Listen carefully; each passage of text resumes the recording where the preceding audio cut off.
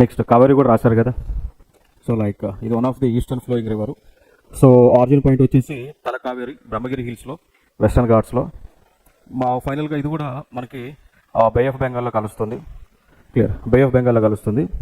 అది కర్ణాటకలో పుట్టి తమిళనాడు దగ్గర పోతుంది. కర్ణాటకలో జన్మించింది, అక్కడ నుంచి తమిళనాడుకు పోయి తమిళనాడు నుంచి బే ఆఫ్ బెంగాల్లో ఫైనల్గా కలుస్తుంది. కొంత పార్ట్ అయితే మనకి కేరళకి, ఈ పార్ట్ కొంత కేరళకి ఫ్లడింగ్ అవుతుంది, వాటర్ కేరళలోకి ఫ్లడింగ్ ఉంది. కొంత పార్ట్ ఇక పుదుచేరి, కరాకల్ అనేటువంటి ప్లేస్ ఉంటుంది, ఆ పుదుచేరికి కూడా వాటర్ షేరింగ్ ఉంది.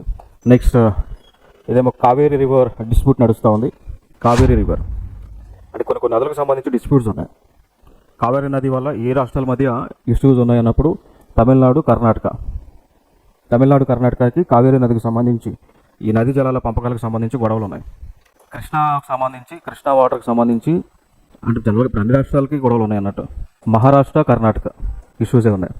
అంటే మహారాష్ట్ర వాళ్ళు కర్ణాటకకి నీళ్ళు ఎక్కువ రాకుండా చేస్తున్నారని కర్ణాటక మహారాష్ట్రకి ఇష్యూ, కర్ణాటకకి తెలంగాణకి ఇష్యూ. తెలంగాణ వాళ్ళు ఏమంటున్నారు, కర్ణాటక నుంచి నీళ్ళు రావట్లేదు, కర్ణాటకలో ఆల్మట్టి డ్యామ్ కట్టారని కర్ణాటక. అదే తెలంగాణకి ఆంధ్రాకి ఇష్యూ. కృష్ణా జలాలు ఆంధ్రాకి రాకుండా అడ్డుకుంటా ఉన్నారు, లేదా తెలంగాణకు వచ్చే నీళ్ళు ఆంధ్ర వాళ్ళు రానివ్వట్లేదని రీసెంట్ టైమ్స్లో జరుగుతున్న ఇష్యూస్ అనమాట. సో ఇవి కృష్ణా నదికి సంబంధించి. నెక్స్ట్ గోదావరి నది యొక్క జలాల పంపకాలకు సంబంధించి కూడా ఏపీ అండ్ తెలంగాణకు సంబంధించి గొడవలు జరుగుతూ ఉన్నాయి. గోదావరి నదికి సంబంధించి ఏపీ అండ్ తెలంగాణ మధ్య కూడా నీటి యొక్క పంపకాలకు సంబంధించి ఇష్యూస్ అవుతూ ఉన్నాయి. సో కావేరీ నది మనం చూసుకుంటే, కావేరీకి అయితే ఇక్కడ లైక్ కర్ణాటకకి అండ్ తమిళనాడుకి మధ్య ఇష్యూస్ అవుతూ ఉన్నాయి నదీ జలాల యొక్క పంపకాలకు సంబంధించి.